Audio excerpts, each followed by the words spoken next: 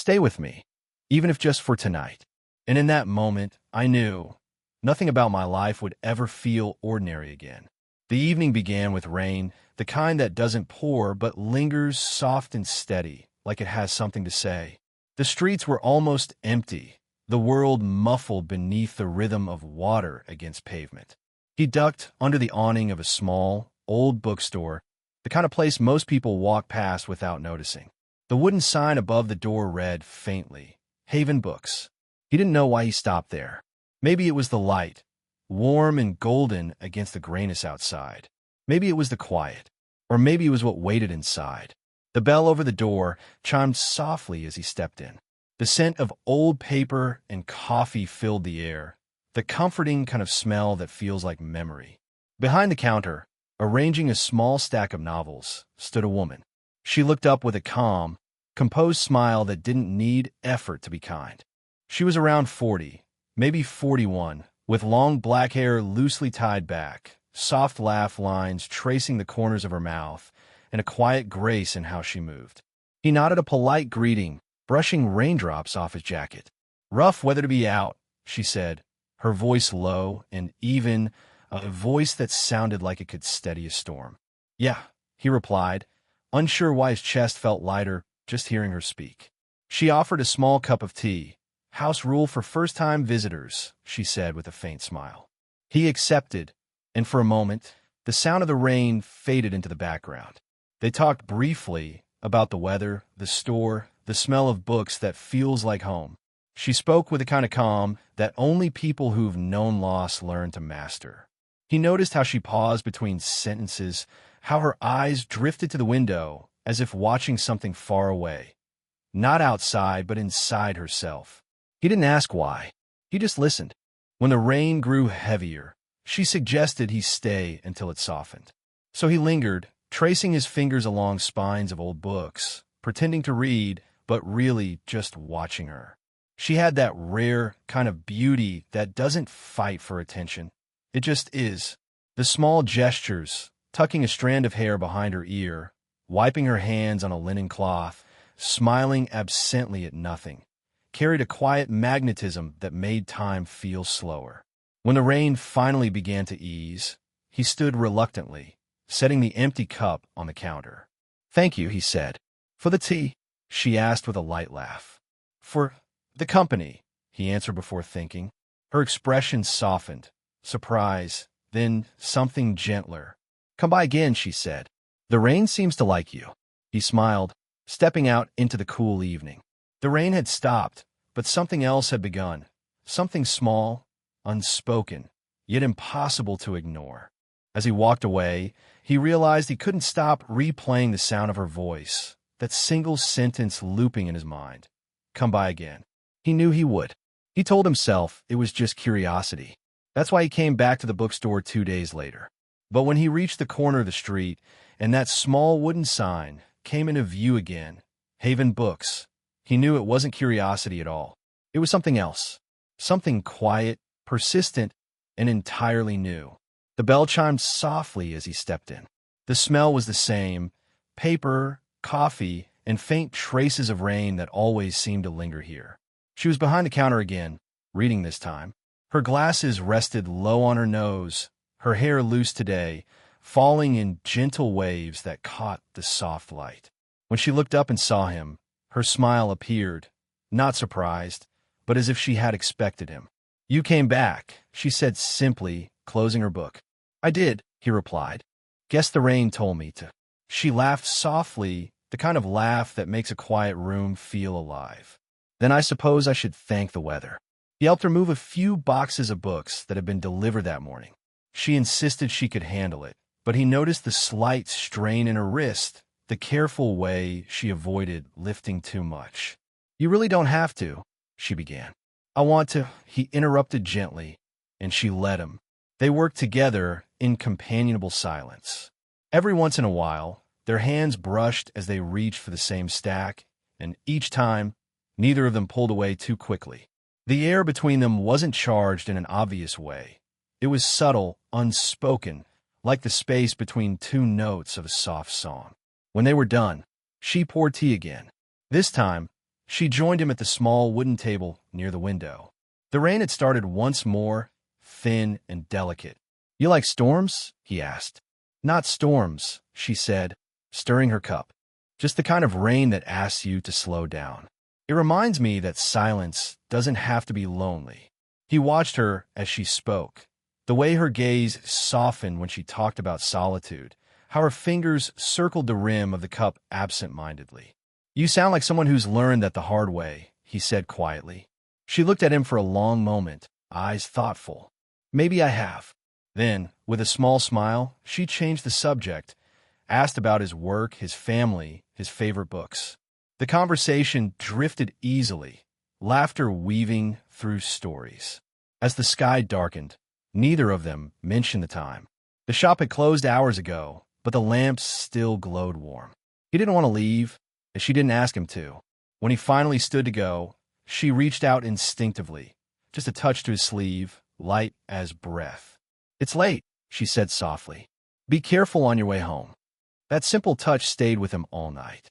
It wasn't just warmth, it was permission. Permission to feel something he hadn't expected to find in a stranger's quiet bookstore. And as he lay awake later, replaying the look in her eyes, one thought pressed quietly against his chest. He wanted to see her again, not because of the rain this time, but because of her. The third keynote focuses on the thin line between love and regret, and how one impulsive decision can change the course of multiple lives forever. The story digs deep into the complexity of emotions, how something that begins with tenderness and passion can spiral into chaos when reality begins to set in. Love, when it's forbidden or temporary, carries a strange intensity that makes it feel more alive, more desperate. But that same intensity can destroy the very people it once united. In this keynote, the boy's perspective reveals the emotional gravity of connection. He believed that one night could stay a secret, a fleeting moment of warmth between two souls craving understanding. But what he didn't anticipate was how that night would echo into every corner of his life, his thoughts, his dreams, and his relationships. The story shows that what feels right in a single moment can haunt you for years to come. The woman in his story wasn't just another chapter. She was the turning point. Her vulnerability drew him in, not because she was weak, but because she was hiding a strength that he couldn't yet comprehend. When she said, "Stay with me," even if just for tonight, he heard more than a plea. He heard loneliness, fear, and a desperate hope to feel alive again. That single sentence became the emotional anchor of his memory, something that both comforted and cursed him. The keynote emphasizes that decisions made under the pressure of emotion are rarely rational. The boy's world began to unravel not because of what he did, but because of what that night represented: a rebellion against logic, a surrender to desire. Love and guilt became intertwined. Every time he tried to move on, her voice echoed in his head, reminding him that real connections don't fade easily, even when they're wrong.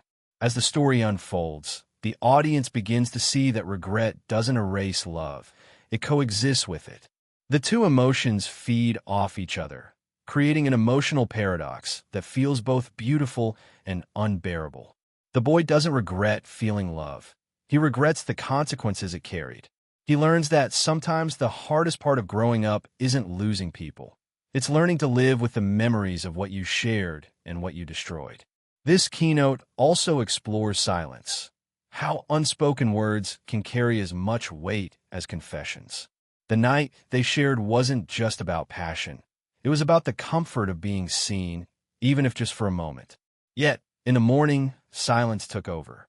No words could fix what was broken or explain what had happened. That silence became louder than any argument or apology could ever be. By the end, the keynote leaves a haunting reminder. Love is not always meant to last. It's meant to teach. And some lessons come wrapped in heartbreak, leaving behind echoes of voices, memories of warmth, and a lingering question: what if that night had never happened? The fourth keynote explores the aftermath, the part of every story that people rarely talk about. What happens when the moment fades, but the feelings remain? It's about the haunting silence that follows passion, the quiet guilt that seeps in when emotions have nowhere to go. This part of the story is where the boy begins to realize that love isn't always beautiful. It can be a slow, consuming ache that follows you even after you've walked away. The night that once felt perfect now feels like a weight pressing against his chest. Every sound reminds him of her, the way the room felt, the way the air hung still after she said those words. Stay with me, even if just for tonight. It was supposed to be simple, just one night of understanding, one night to forget everything else. But life doesn't let go so easily. That night became a memory he couldn't escape, a ghost that lived in every quiet moment that followed. This keynote delves into the emotional hangover that follows deep connections. It's not just about guilt, it's about confusion. He starts questioning himself. Was it love? Was it loneliness? Or was it just two broken people trying to feel whole again? The more he tries to find answers, the more he realizes that feelings don't always come with explanations.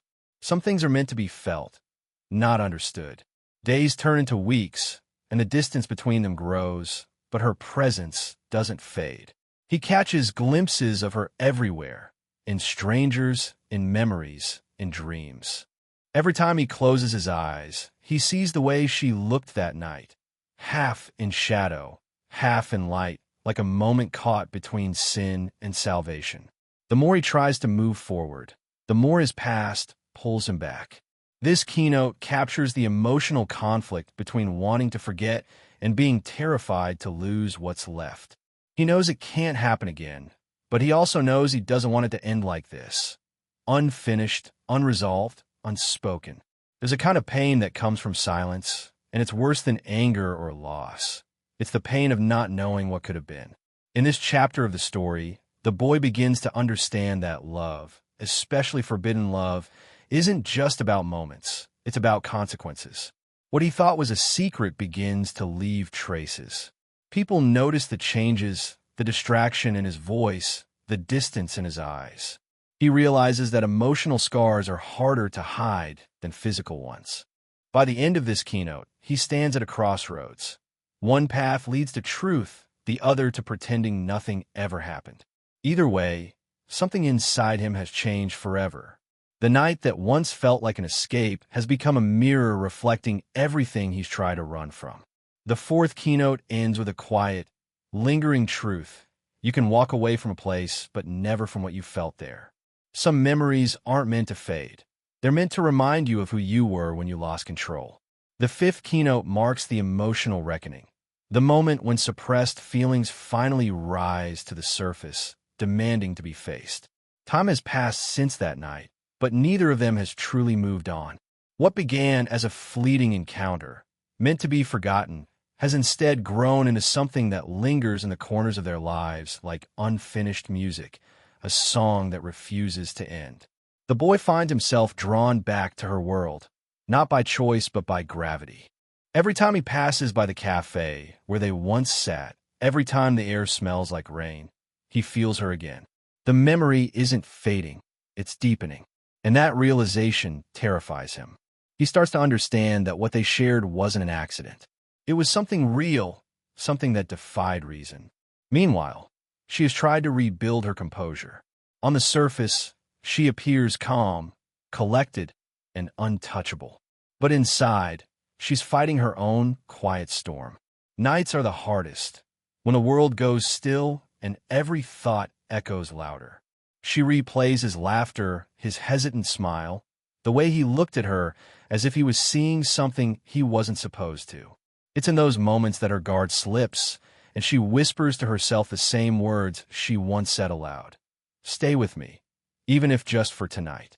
This keynote thrives on emotional vulnerability. Both characters are haunted by the same thing, connection without closure. Their bond wasn't built on promises, but on presence. The world may call it wrong, but neither of them can deny the comfort it brought. That contradiction, love and guilt intertwined, becomes the heart of their internal conflict. When they meet again, it isn't planned. It happens in the quietest of ways, a random encounter, a shared silence that says everything words can't. For a moment, time folds back on itself.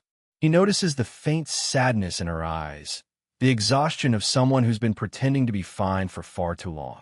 And she sees in him the restlessness of someone who's been searching for something he already found and lost. Their conversation is soft, restrained. Every pause holds weight. They don't talk about that night directly, but everything around them does. The lingering eye contact, the half-smiles, the breath that trembles before a word. It's in that unspoken space where love still lives, even if they can't name it. The emotional goal here is clarity, not of circumstance, but of heart. They both realize that what happened between them wasn't a mistake. It was a truth that simply arrived at the wrong time. And yet, even knowing that, they can't undo it. Love doesn't vanish just because it's inconvenient. By the end of this keynote, the tension shifts from secrecy to acceptance. They may never have another night like that one, but the understanding they share is deeper than touch. It's the kind of connection that doesn't ask for forever, just to be remembered, honestly and without shame. The keynote closes quietly, with a single glance that says it all. Some goodbyes aren't endings. They're acknowledgments of what will always remain. The sixth keynote is the calm after the storm, the moment when both of them, finally stripped of all pretense, begin to face what remains. It's not about rekindling what once was, but about confronting what it meant. The tone here shifts from longing to reflection, from burning intensity to quiet understanding.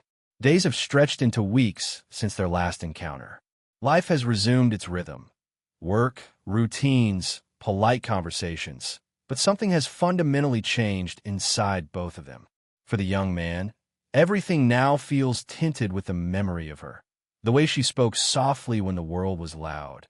How her eyes carried both warmth and weariness.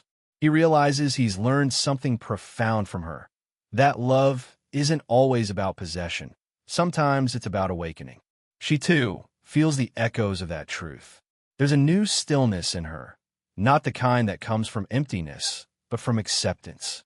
For so long, she fought the ache of what they shared, labeling it, questioning it, trying to deny it. But now she understands. Not every connection needs to fit inside the world's definitions. Some are meant to touch you, teach you, and quietly change you before letting go. This keynote unfolds in gentle, sensory moments. The sound of rain against the window, a half-finished cup of coffee, the sunlight spilling across her kitchen counter. These small, ordinary things now carry extraordinary weight because they remind them both of the fleeting night when they stopped pretending and simply felt. The story's emotional rhythm slows here, allowing both characters to breathe, to exist separately yet spiritually connected. The man walks through the city with his hands in his pockets, the wind brushing his face, and for the first time, he doesn't feel lost. There's sadness, yes, but there's also gratitude. Gratitude for having known a love that felt real, even if only for a while. She, standing by her window, looks out at the same sky and smiles faintly. There's a sense that she's not mourning anymore.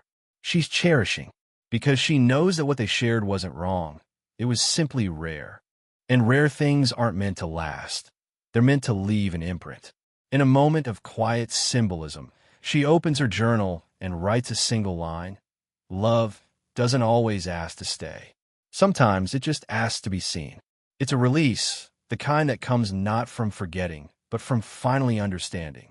The emotional goal of this keynote is peace. Both characters find it in different ways.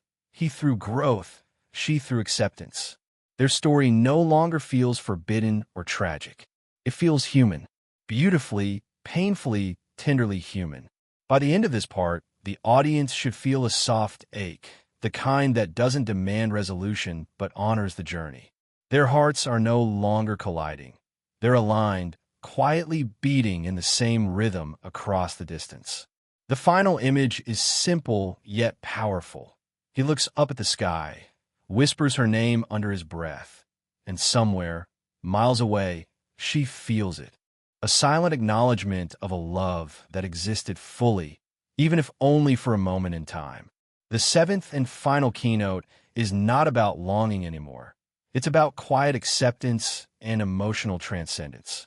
Both have walked through desire, hesitation, guilt, tenderness, and truth. Now, the story finds its stillness, a kind of peace that only comes after two souls have met at the right time, but not for the right reasons. It begins months later.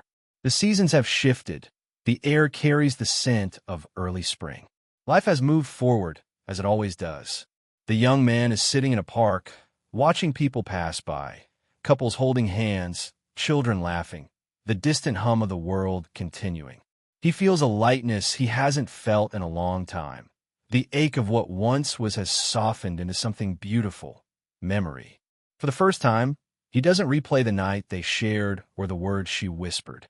Instead, he reflects on what it all meant.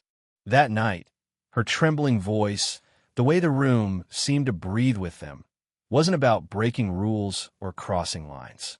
It was about two people finding comfort in each other's understanding, if only for a few fleeting hours. He realizes that she didn't just teach him about love. She taught him about presence, about how to listen, how to see, how to feel without needing to control. She taught him that connection isn't measured by time or labels. It's measured by truth. And truth, when shared, never really fades. Somewhere else, maybe across town, maybe across years, she too has found her rhythm again. Her laughter has returned, softer but real. Her eyes, still holding traces of their shared history, now carry gratitude instead of regret. She's learned that loving him didn't diminish her. It reminded her that she could still feel deeply, still care, still risk her heart. The story brings them together one last time, not in body, but in spirit. One afternoon, he walks past the cafe where they first met. The smell of roasted coffee drifts through the air, and he stops. Through the window, he sees a woman sitting at the same corner table. Not her, but someone who reminds him of her poise, her calm. He smiles, realizing he no longer needs to look for her in others.